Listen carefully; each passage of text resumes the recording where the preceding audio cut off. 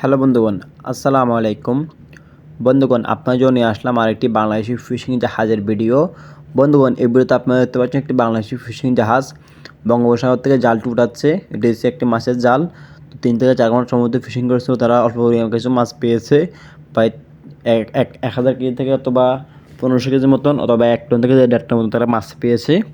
তারা এখন মাছের ব্যাগটি উঠিয়ে নিয়েছে জাহাজে। তো কিছুক্ষণের মধ্যে মাছের ব্যাগটি খুলে দেবে। খুলে দেওয়ার পর দেখবো আমরা তারা কী মাছ পেয়েছে এবং মাছের নাম সহকারে বিস্তারিত আমি আপনাদেরকে ইনশাল্লাহ বুঝিয়ে এবং বলে দেওয়ার চেষ্টা করব। বন্ধু দেখতে পাচ্ছেন তারা মাছের ব্যাগটি খোঁজার চেষ্টা করতেছে।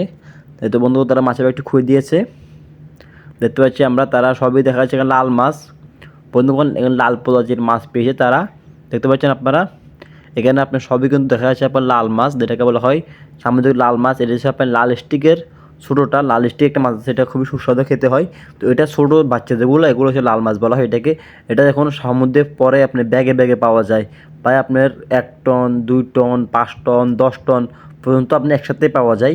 কিন্তু সবসময় একই রকম পাওয়া যায় না, তারা অল্প পরিমাণ কিছু পেয়েছে সামুদ্রিক লাল মাছ। দেখতে পাচ্ছেন আপনারা, খেতে সুস্বাদু হচ্ছে মাছগুলো। যারা খান নেই তারা একবারে খেতে গিয়ে, মাছের দামও কম, 100 থেকে 150 টাকার ভিতরে আপনারা মাছগুলো পেয়ে যাবেন।